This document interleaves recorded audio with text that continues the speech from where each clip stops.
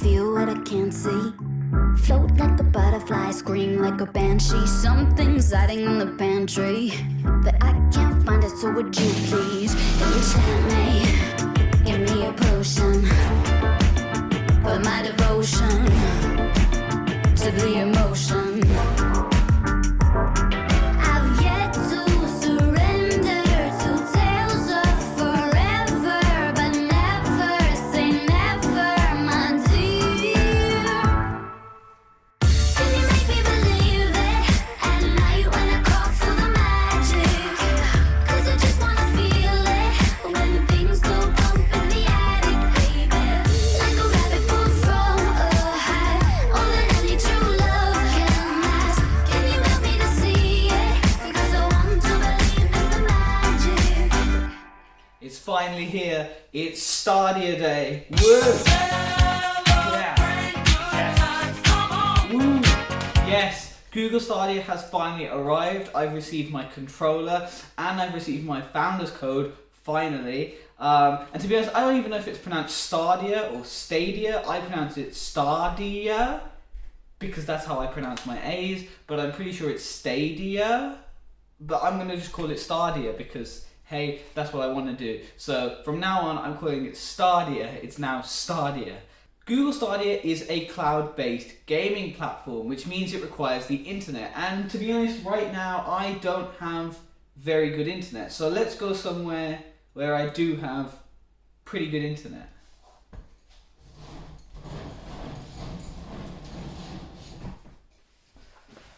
Right then, back home, faster internet, and what is Google Stadia? To put it simply, Google Stadia is a cloud-based gaming platform. So instead of having the physical console that you can put discs into, your games are streamed directly over the internet to your devices. And that means you can play your games here, you can use it here, and here, and here, and here. You can use it in here.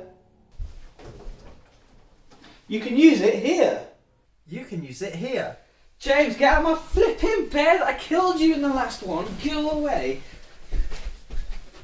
You can even use it here.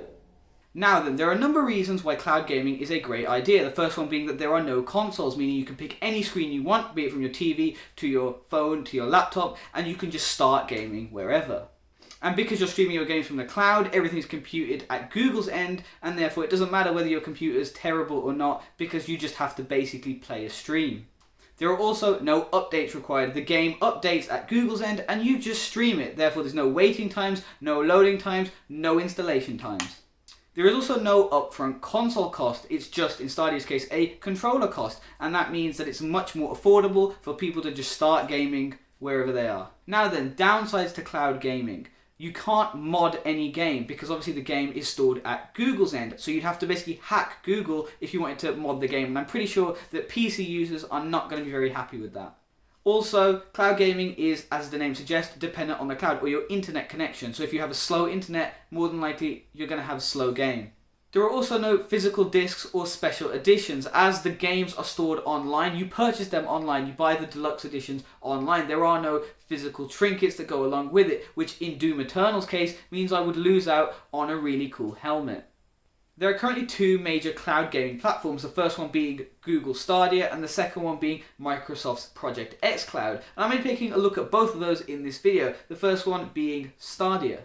In the Google Stadia Founders Edition, you get the limited edition Midnight Blue controller, complete with Bluetooth connectivity, Wi-Fi connectivity, USB-C and a headphone jack, so it can be seen very similar to an Xbox controller. You also get a Chromecast Ultra, the power cables and plugs for both the Chromecast and the controller, but it doesn't come with a phone mount in the box. You have to, unfortunately, purchase that separately.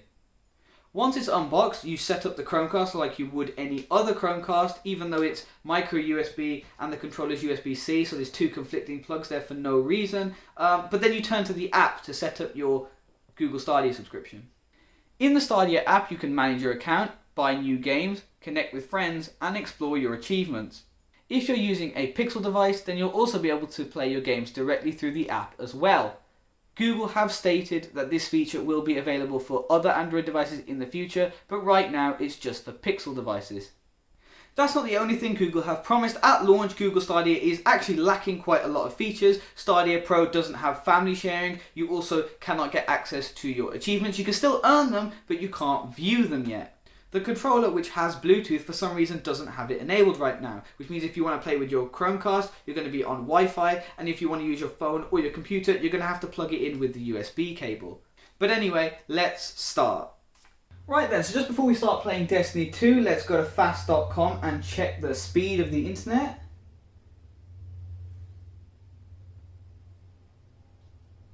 It's climbing slowly.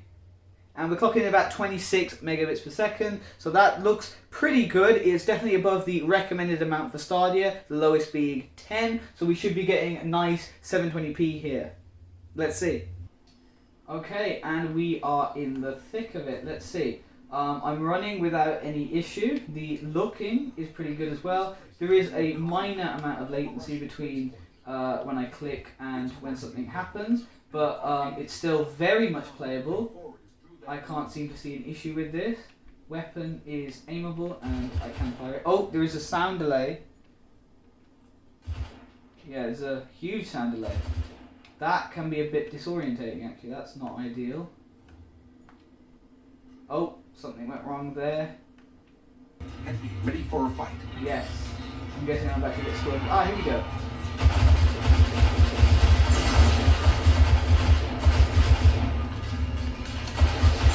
Okay, melee for the rest of you. So you can see I'm a bit terrible, but I am getting the job done. Yeah, the audio delay is definitely a bit disorientating. Yeah, I suck at this. Oh, we've had major issues there. That is not ideal. I am taking hits. Slicing. Don't fall in with everything you've got. Okay, that is causing me major issues with my internet. That, I just jumped for some reason. No idea what's going on there. Oh my god. I mean, some of this is attributed to my terrible skill. Come on. Let's go. Oh, is this a boss?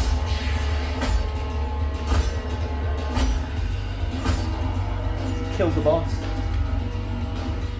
So I paused the game just to check on the video, and now it is stuck loading. I don't know what it's doing or why it's not doing what it's doing, but yeah, clearly my connection's dead. So that's about time to end this, and back to the sofa. So then, that's proof that Stadia works with a pretty decent internet connection. But what about with a terrible one? Paramveer.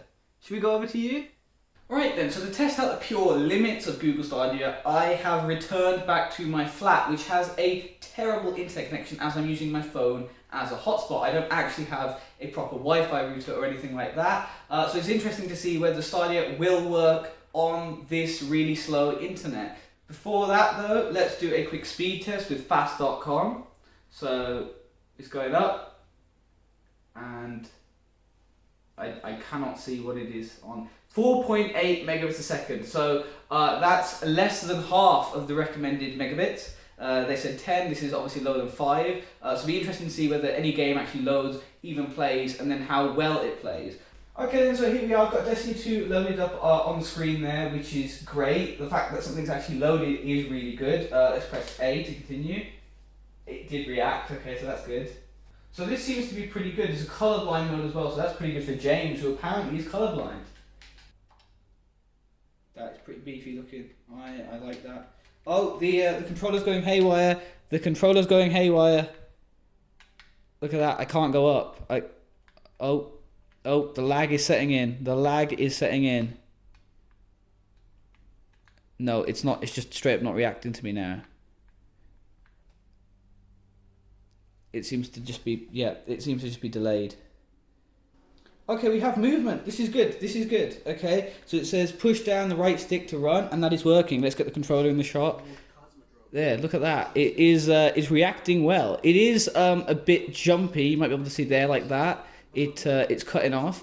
But you know what? For 5 megabits a second, or sorry, even lower, 4.8, this is doing, in my opinion, an outstanding job. There's no reason for anyone to really complain that their internet is too low. as I think I've got pretty low internet based on that. It's quite good. I'm happy with it. It's good. Thanks for that report, Paramveer. That was very interesting. Oh, I'm just getting word that our travelling reporter Paramveer is currently in the field, ready to do a report on the Google Stadia controller with a computer. So Paramveer, over to you.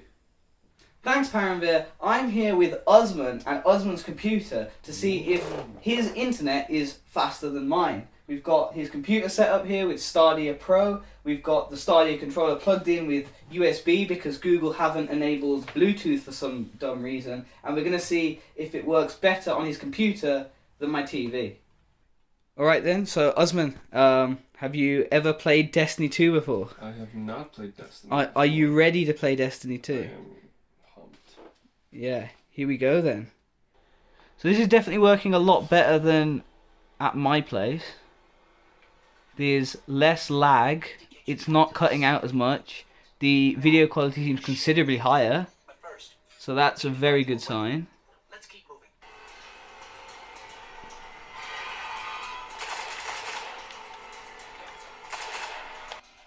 Oh shit. Oh shit.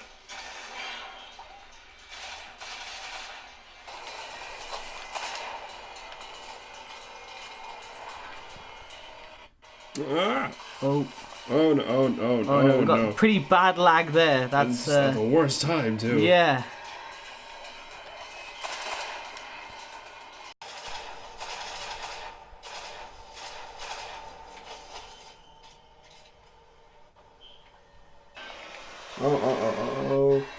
Oh, why? No.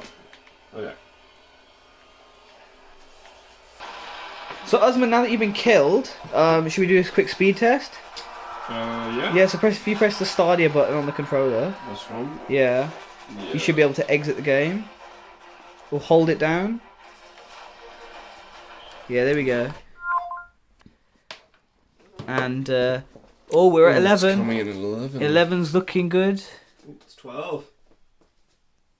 Ooh, 12. It's 12, which is good. Which is So not at my place, the internet was 4.8. So 12 is really good. 12 is above the minimum requirement for Stadia, which is 720p at 10 megabits a second. So on your internet, this seems pretty good. Seems alright. Yeah. Thanks, Usman, for testing out Google Stadia for me on your internet No, connection, man, which is absolutely. definitely faster than mine. You're slightly not as terrible as me at playing games, so thank you very much. Paramveer, back to you in the studio. I'm taking this and I'm running away. Great job with that report, Paramveer. Have a safe journey back. Now then, one thing to note in that clip is that that was actually the second attempt at trying to get Google Stadia to work. The first attempt continually failed with a speed of 8 megabits a second, which apparently wasn't fast enough, even though 5 was more than enough to get the Chromecast Ultra off the ground. So then, is Google Stadia good? Yes. Even on slow internet, it's still mildly playable. I don't know why everyone else online is complaining about it, because for me, it's working pretty well. Okay, I'm not getting 1080p, I'm still sticking with 720p or lower, but it does work. That's my fault for having slow internet. It's not Google's fault. So overall, Google, good job. Now then, it's time to see what xCloud has got in store for us. Microsoft Project xCloud is currently invite only. To get it up and running, you're going to need an Android device and a Bluetooth Xbox controller, and that's it. Nothing else needed. The cool thing about Microsoft Project xCloud is that not only can you stream Xbox games from the cloud, but you can also mirror any games directly from your Xbox. Now, let's see how it plays. Okay, so the controller is definitely connected, it is working, it is running. I've chosen to play Forza Horizon 4 for this, as Destiny 2 is not on here like it is on Stadia.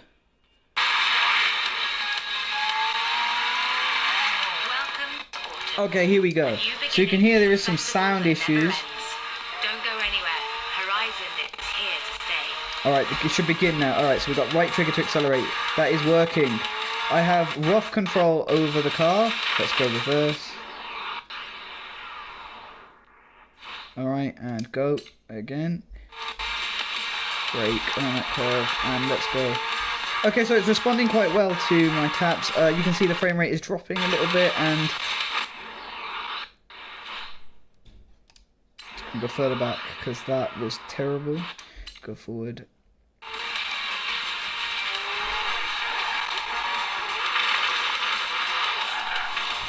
Okay, so there are some issues, some, again, being my gameplay, as opposed to the actual thing itself. I'm just terrible at playing, but it does seem to be reacting quite well.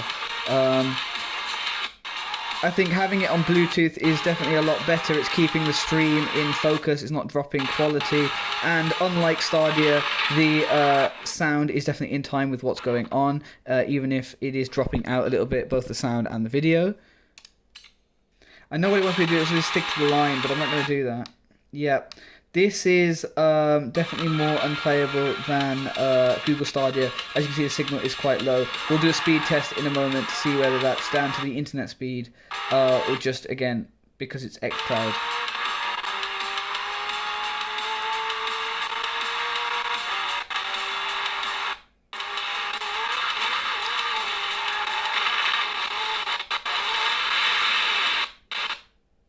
Beautiful drift there. Loving the look.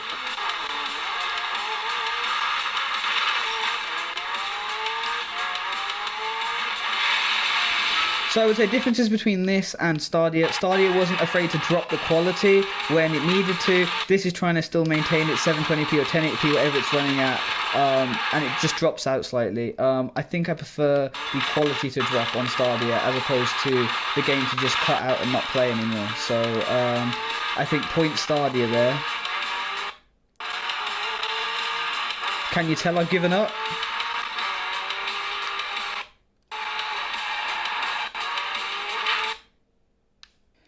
So then, as promised, let's do a speed test.